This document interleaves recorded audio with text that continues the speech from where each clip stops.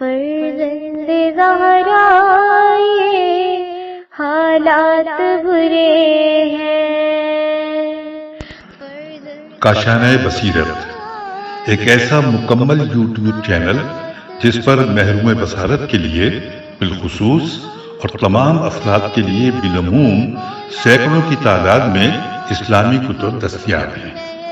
لہذا گزارش ہے کہ آپ اپنی ذمہ داری نبھاتے ہوئے کاشانہ بصیرت کو سبسکرائب کرنے کے ساتھ ساتھ بیل آئیکن کو پریس کیجیے تاکہ آپ علم کے حصول کے ساتھ ساتھ مذہب اہل بیت کی اشاعت میں بھی اہم کردار ادا کرتے رہیں۔ کاشانہ بصیرت۔ فرزند زہرا یہ حالات برے ہیں۔ بسم اللہ الرحمن الرحیم۔ السلام علیکم۔ یہ کتاب آپ کے لیے کاشانہ بصیرت کی یوٹیوب چینل کی جانب سے ریکارڈ کی جا رہی ہے۔ نام کتاب چہار گفتار از حضرت آیت اللہ العظمیٰ سید علی خامنہئی، ترجمہ غلام حسن مفتی صاحب۔ اب ہم کتاب کا پارٹ نمبر 6 پڑھیں گے۔ تیسری گفتار کا بقیہ حصہ، صفحہ نمبر 115۔ خدا منتقم خون امام علی اور امام حسین علیہ السلام ہے۔ امیر المومنین حضرت علی علیہ السلام کا خون بھی امام حسین علیہ السلام کے خون کی طرح قیمتی ہے۔ یہی وجہ ہے کہ ہم زیارت وارثہ میں پڑھتے ہیں: آپ پر ہمارا سلام ہو اے وہ جس کے خون کا انتقام خدا کے ذمے ہے اور ان کے بیٹے کے خون کا انتقام بھی خدا کے ذمے ہے۔ السلام علیکم یا سار اللہ و ابن ساری، یعنی خدا بند عالم حضرت امام حسین علیہ السلام اور آپ کے والد امیر المومنین حضرت علی علیہ السلام دونوں کے خون کے وارث ہیں۔ یہ کلمات ان دو ہستیوں کے علاوہ کسی اور کے لیے بیان نہیں ہوا ہے۔ جس کسی کا بھی ناحق خون زمین پر گرتا ہے تو اس کا کوئی نہ کوئی وارث ضرور ہوتا ہے۔ جب کوئی قتل ہو جاتا ہے تو اس کے والد، اس کی اولاد اور اس کے بھائی اس کے خون کے وارث ہوتے ہیں۔ عربی زبان میں خون کا انتقام لینے والے اور خون بہا کے مالک کو سار کہتے ہیں۔ امام حسین علیہ السلام کے پاک خون کا وارث خود خدا کی ذات ہے، یعنی حضرت امام حسین علیہ السلام اور آپ کے والد گرامی امیر المومنین علیہ السلام کے خون کا حق خود خدا کی ذات کے ساتھ مربوط ہے۔ ان دونوں ہستیوں کے خون کا مالک خود ذات اقدس الہی ہے۔ امام حسن کو درپیش حالات۔ امیر المومنین حضرت علی علیہ السلام اس وقت کے اسلامی معاشرے کے حالات کی وجہ سے شہید ہو گئے۔ آپ کے بعد امام حسن علیہ السلام کو خلافت ملی، مگر امیر المومنین علیہ السلام کو درپیش انہی حالات کے پیش نظر 6 مہینے سے زیادہ ظاہری خلافت کو برقرار نہ رکھ سکے، آپ کو تنہا کر دیا گیا۔ امام حسن جانتے تھے کہ اگر اپنے انہی گنے چنے اصحاب کے ہمراہ معاویہ سے جنگ کریں گے اور شہید ہو جائیں گے تو اسلامی معاشرے پر حاکم اخلاقی انحطاط کا شکار خواص آپ کے لوگوں کو آپ کے خون کو رائگاں جانے دیں گے۔ معاویہ کے جھوٹے پروپیگنڈے، چالاکیوں اور مال و دولت سب پر حاوی ہو جائیں گے اور کچھ عرصے بعد لوگ یہ کہنا شروع کر دیں گے کہ امام حسن علیہ السلام نے خواہ مخواہ معاویہ کے ساتھ جنگ کی تھی۔ چنانچہ آپ نے تمام تر سختیوں کو برداشت کرتے ہوئے اپنے آپ کو رزم شہادت کے لیے پیش نہیں کیا، کیونکہ آپ جانتے تھے کہ اس طرح سے آپ کا خون رائگاں جائے گا۔ کبھی شہید ہونا زندہ رہنے کی نسبت زیادہ آسان ہوتا ہے۔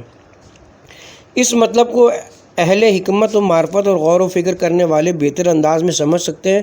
کبھی ایک ماحول میں جینا، زندہ رہنا اور کوشش کرنا راہ خدا میں مارے جانے، شہید ہونے اور لقاء اللہ سے منسلک ہونے سے زیادہ مشکل ہوتا ہے۔ امام حسن علیہ السلام نے اسی مشکل راستے کا انتخاب فرمایا تھا۔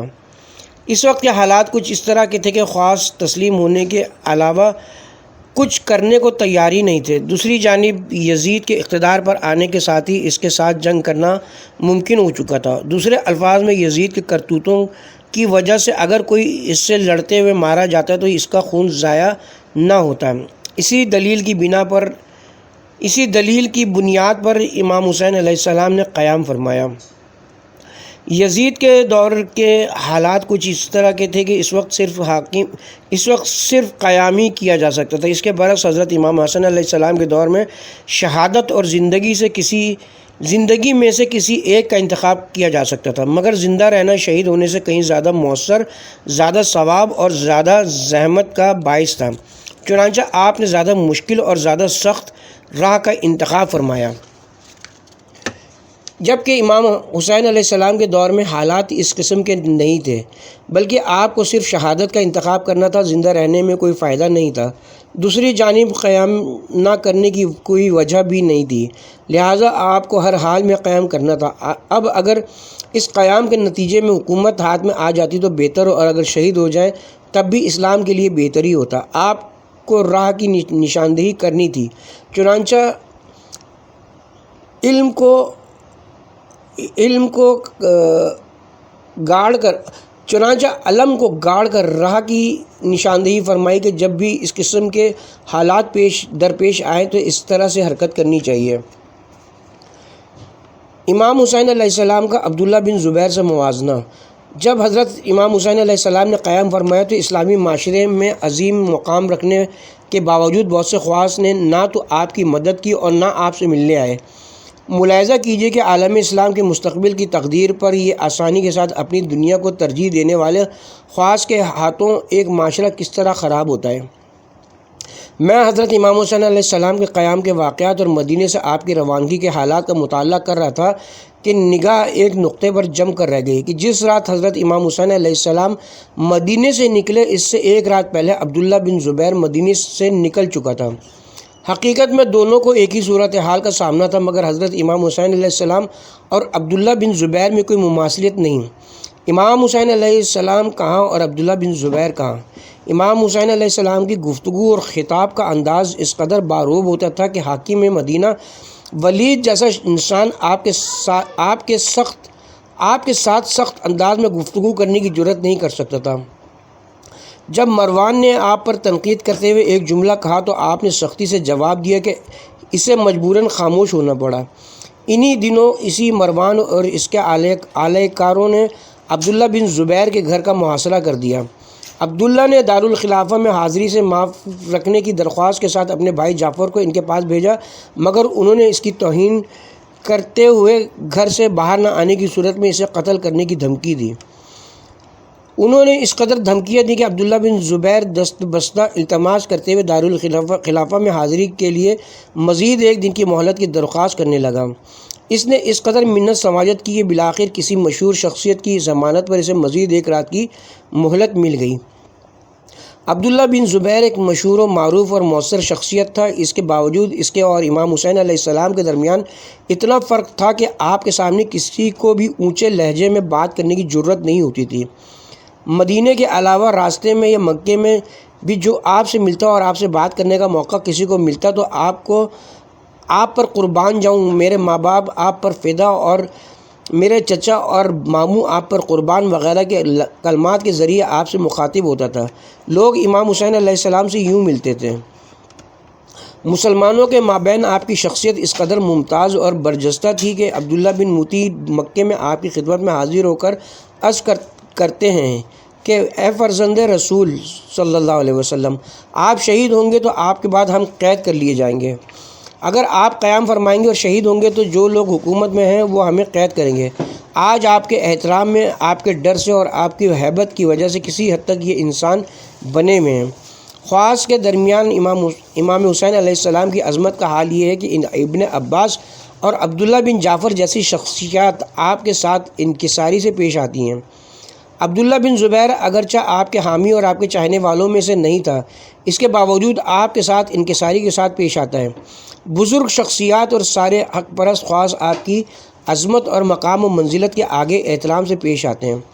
آپ کے ساتھ احترام سے پیش آنے والے محاذ حق کے خواص ہیں، جو حکومت بنی امیہ اور باطل کے حامی نہیں۔ ان میں ایک بڑی تعداد شیعوں کی ہے جو امیر المومنین حضرت علی علیہ السلام پر ایمان رکھتے ہیں اور آپ کو خلیفہ اول مانتے ہیں، مگر جب حاکم وقت کے ساتھ مقابلہ ہوتا ہے تو اس وقت یہ اپنی جان، مال، آرام اور راحت اور مقام و منزلت کو خطرے میں دیکھ کر یو ٹرن لیتے ہیں۔ جب یہ یو ٹرن لیتے ہیں تو ان کے دیکھا دیکھی عوام بھی پلٹا کھاتے ہیں، وہ ان کے پیچھے چل پڑتے ہیں۔ امام حسین علیہ السلام کو دعوت دینے والے۔ حضرت امام حسین علیہ السلام کو خط لکھ کر کوفہ آنے کی دعوت دینے والوں کی فہرست دیکھنے سے واضح ہوتا ہے کہ آپ کو خط لکھنے والوں کی اکثریت کا تعلق خاص اور معاشرے کے چیدہ اور اہم شخصیات کے طبقے سے تھا۔ آپ کے نام لکھے گئے خطوط کی تعداد بہت زیادہ ہے، سینکڑوں صفحے یا پھر خطوط کے کئی بڑے بنڈل کوفہ سے امام حسین علیہ السلام کے نام ارسال کیے گئے تھے۔ ان خطوط کے لہجے اور مضمون سے معلوم ہوتا ہے کہ آپ کو خط لکھنے والے حق کے حامی خواص میں سے کون کون دین کے لیے اپنی دنیا قربان کرنے کے لیے آمادہ تھے اور کون سے لوگ دنیا کے لیے دین کو بیچنا چاہتے تھے۔ ان خطوط کو اگر دو حصوں میں تقسیم کیا جائے تو دین کو دنیا پر قربان کرنے والوں کے خطوط کی تعداد زیادہ نظر آتی ہے۔ اس کے نتیجے میں کوفہ میں حضرت مسلم بن عقیل شہید ہو جاتے ہیں اور 18,000 کی تعداد میں حضرت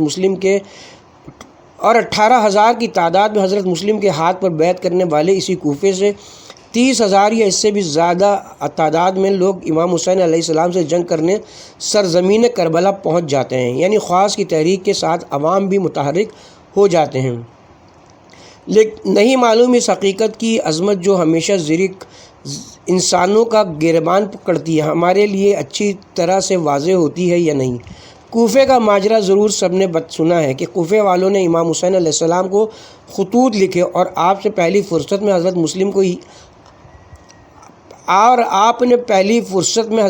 کو یہ کہہ کر کوفے کی جانب روانہ فرمایا کہ میں مسلم کو تمہاری طرف بھیج رہا ہوں، اگر مسلم بن عقیل نے مجھے حالات کے سازگار ہونے کی خبر دی تو میں خود کوفہ آ جاؤں گا۔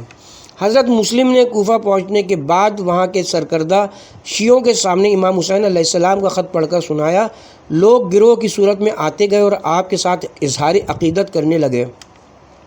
کوفے کا حاکم نعمان بن بشیر ایک کمزور اور نرم مزاج انسان تھا۔ اس نے کہا کہ جب تک میرے ساتھ کوئی جنگ نہ کرے میں اس کے ساتھ جنگ نہیں کروں گا، چنانچہ اس نے حضرت مسلم کے ساتھ جنگ نہیں کی۔ میدان کو کھلا اور ماحول پرسکون دیکھ کر لوگوں نے جوک در جوک آپ کے ہاتھ پر بیعت کرنا شروع کر دی۔ ادھر بنی امیہ کے حامی اور محاذ باطل کے چند خواص نے کوفے پر گرفت مضبوط کرنے کے لیے کسی مناسب شخص کو حاکم بنا کر بھیجنے کے لیے یزید کو خط لکھا، کیونکہ نعمان بن بشیر مسلم بن عقیل کے ساتھ مقابلہ نہیں کر سکتا تھا۔ یزید نے بصرہ کے گورنر عبید اللہ بن زیاد کو بصرہ کے ساتھ کوفے کا بھی حاکم بنا دیا۔ ابن زیاد نے بصرہ سے کوفے تک کے پورے علاقے کو اپنے کنٹرول میں لیا۔ اس کے کوفے آنے کے واقعے میں بھی خاص کا کردار نظر آتا ہے۔ وہ جس وقت کوفہ کے صدر دروازے مین گیٹ پر پہنچے تو اس وقت رات ہو چکی تھی۔ کوفہ کے سادہ لو عوام نے جب گھوڑے پر سوار شخص کو معجز انداز میں چہرے پر نقاب اوڑھے شہر میں داخل ہوتے ہوئے دیکھا تو امام حسین علیہ السلام سمجھ کر السلام علیکم یا ابن رسول اللہ کے فلک شگاف نعروں سے اس کا استقبال کیا اور گھوڑے کے آگے آگے دوڑنا شروع کر دیا۔ عوام ایسے ہی ہوتے ہیں کہ تجزیہ اور تحقیق کیے بغیر کسی کو مجہز انداز میں گھوڑے پر سوار دیکھ کر اس سے کوئی بات کیے بغیر غلط رائے قائم کرتے ہیں۔ یہاں تک کہ کسی نے کہا کہ یہ امام حسین ہیں تو انہوں نے امام حسین کہنا شروع کر دیا۔ حقیقت واضح ہونے تک صبر کرنے کے بجائے اسے سلام اور خوش آمدید کہنا شروع کر دیا۔ عبید اللہ انہیں خاطر میں لائے بغیر سیدھے دارالامارہ پہنچا اور اسی وقت حضرت مسلم کے ساتھ جنگ کے لیے منصوبہ بندی کرنے کا حکم دیا۔ اس کی پلاننگ کی بنیاد مسلم بن عقیل کے حامیوں کو ڈرانا، دھمکانا اور قید میں بند کرنا تھا۔ اسی کے تحت ہانی بن عروہ کو دھوکے سے دارالامارہ بلوا کر زد و کوب کیا گیا۔ پھر جب لوگوں کی ایک جماعت نے اس عمل پر اعتراض کرتے ہوئے دارالامارہ کا گھیراؤ کیا تو جھوٹ، مکر و فریب اور دھوکہ دہی سے کام لیتے ہوئے انہیں وہاں سے منتشر کیا۔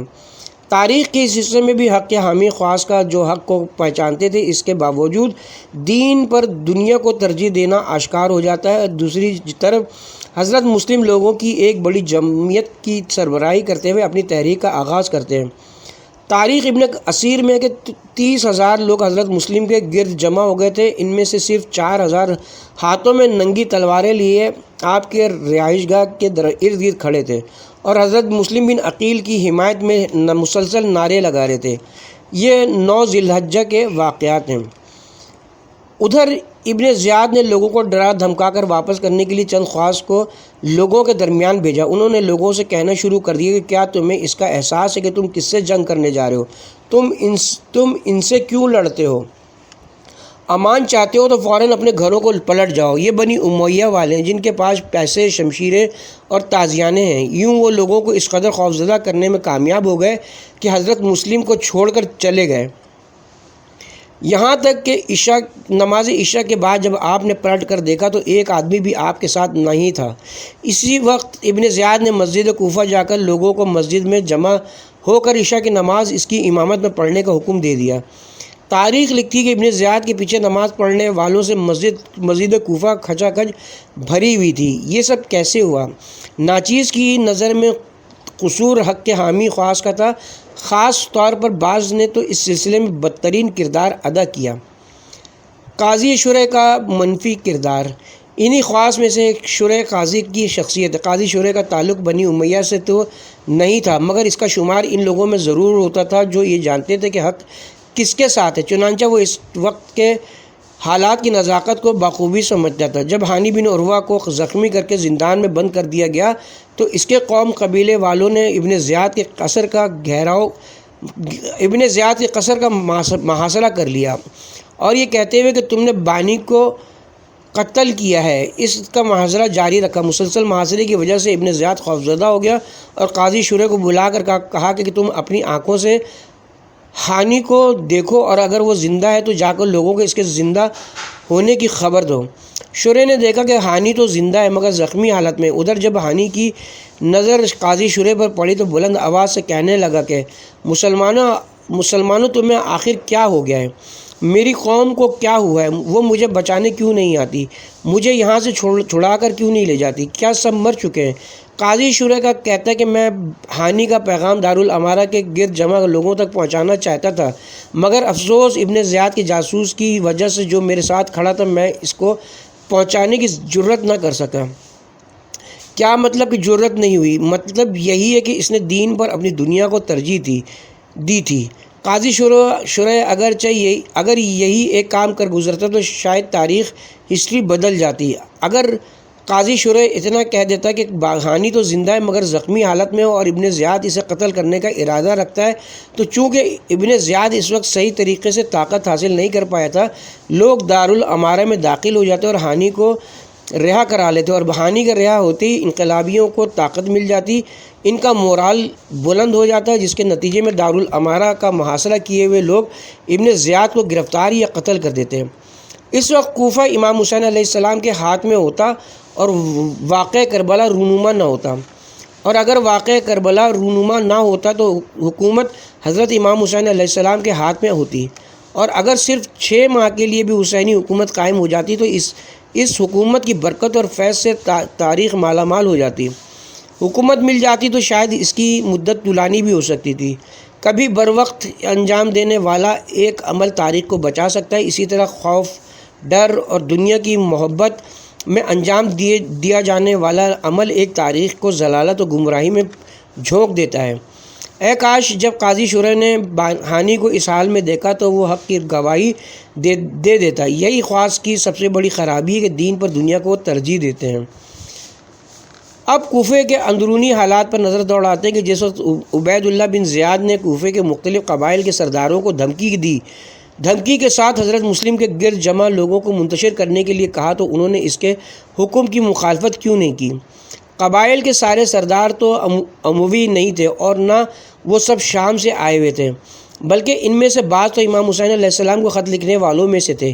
انہی میں سے ایک شبز بن ربی تھا جس نے حضرت امام حسین علیہ السلام کو کوفہ آنے کی دعوت کا خط لکھا تھا، مگر جب ابن زیاد نے حضرت مسلم کے اطراف سے لوگوں کو منتشر کرنے کے لیے کہا تو اہل کوفہ کو ڈرا دھمکا کر اور لالچ دے کر وہاں سے بھگانے میں یہی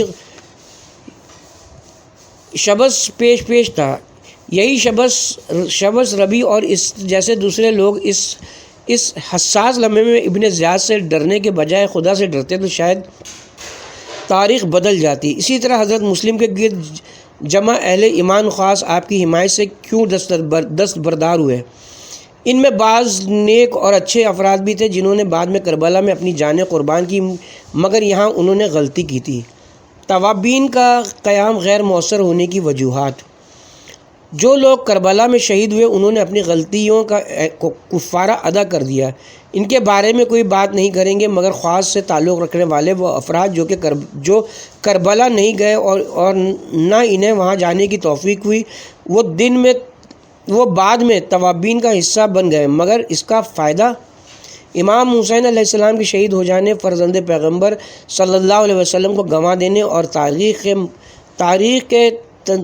تاریخ کے تنزلی کی جانب جانے کے بعد قیام کا کیا فائدہ؟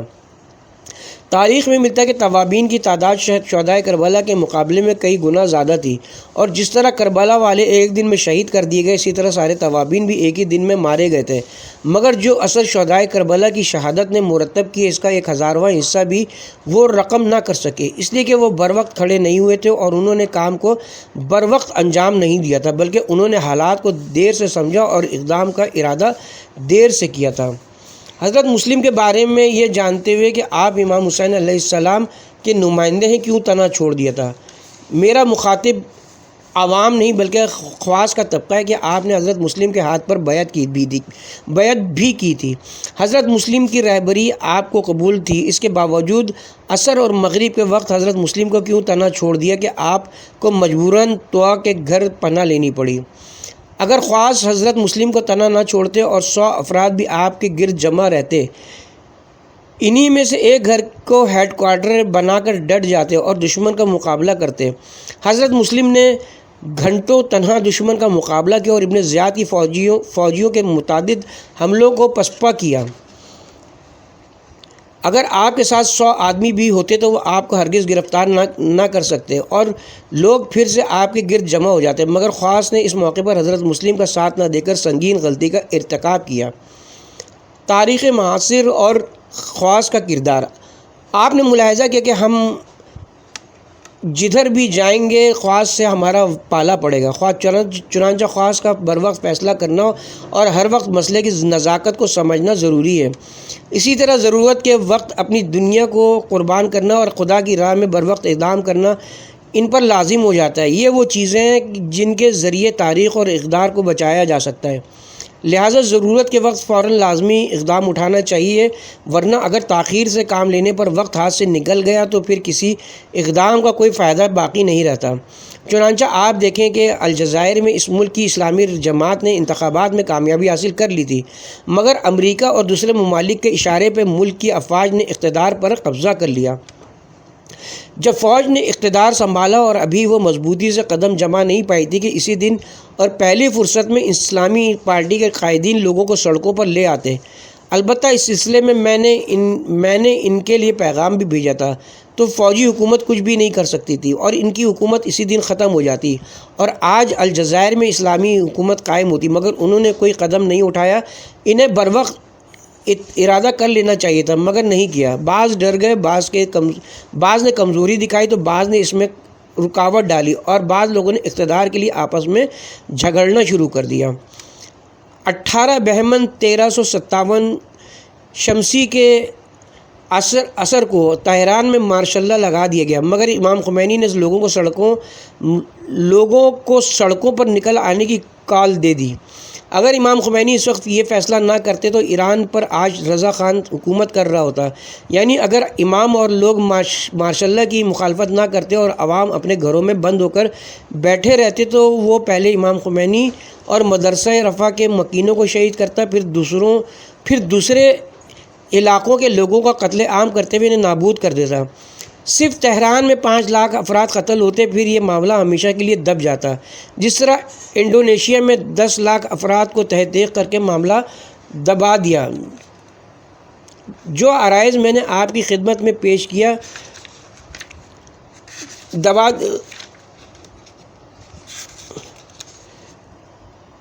افراد کو تحت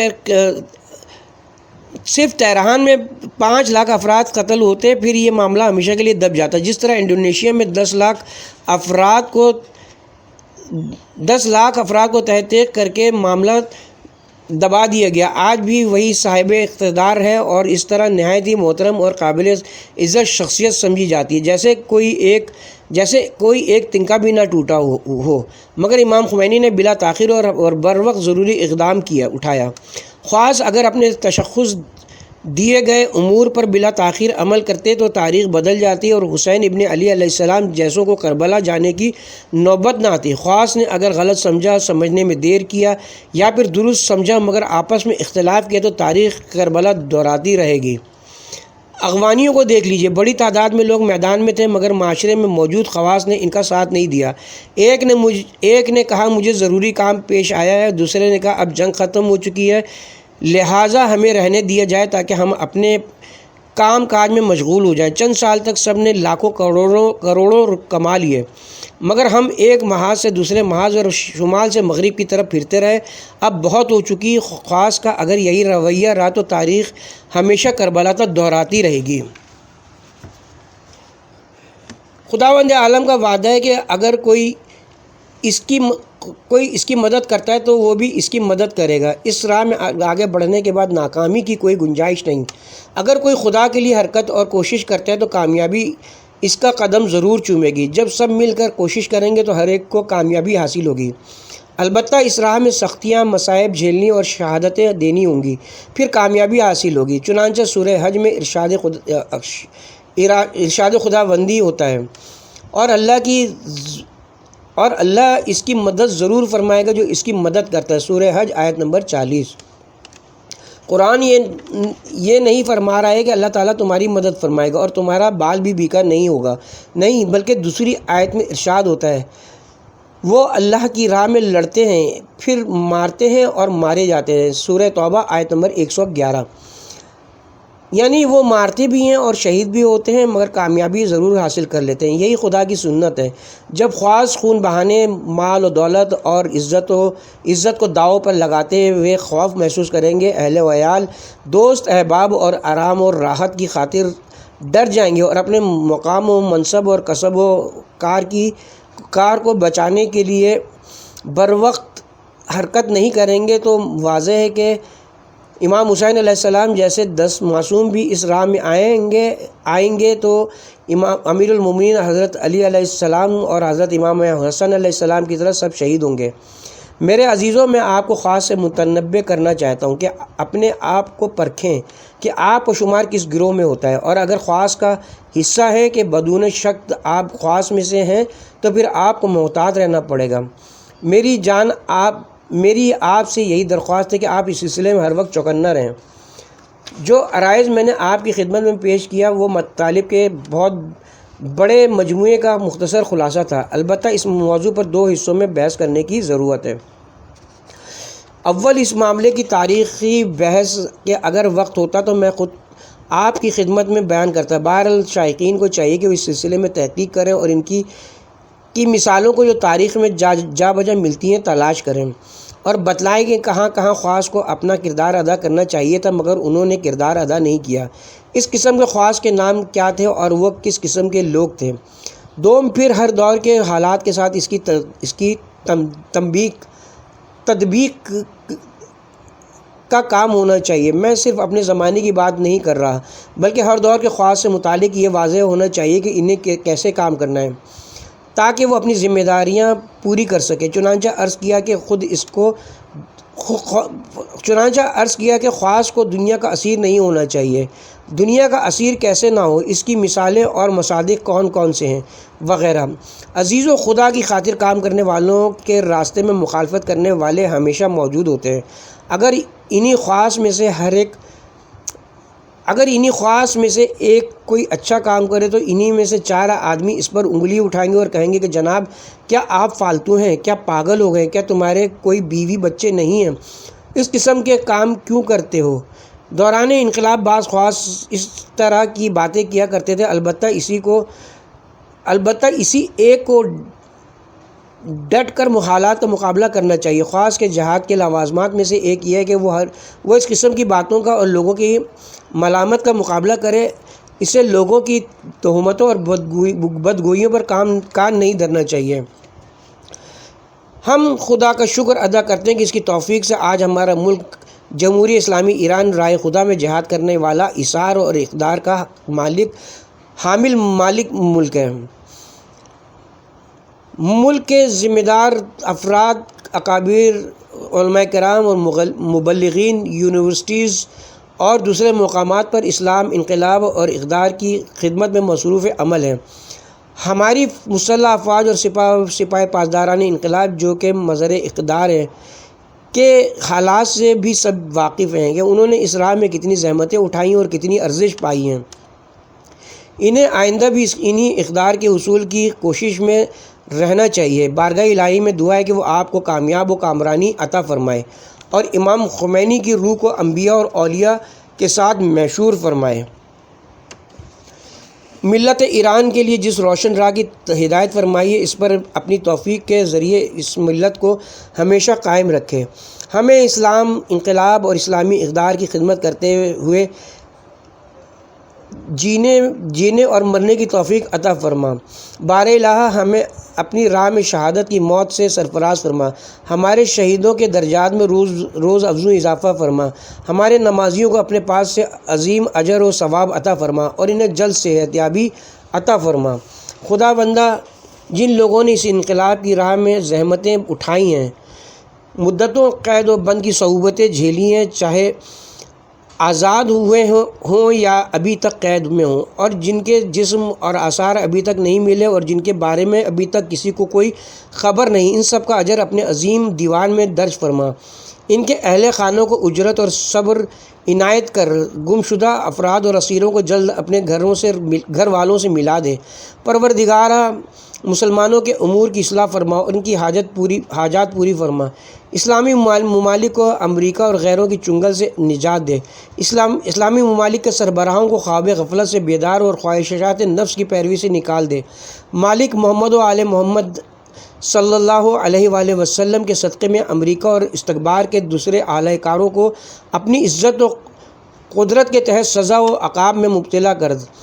ان پر اپنے قہر و عذاب نازل کرتے ہوئے ملت ایران کو شاد فرما۔ جس طرح سے سابق سوویت یونین USSR کے بکھرے ہوئے، اسی طرح استکبار کے دوسرے ستونوں کے حصے بھی پراگندہ کر دے۔ پالنے والے، جو لوگ اس راہ پر قائم رہتے ہوئے تیری درگاہ میں پہنچ چکے ہیں، ان پر اپنی رحمتیں اور برکتیں نچھاور فرما۔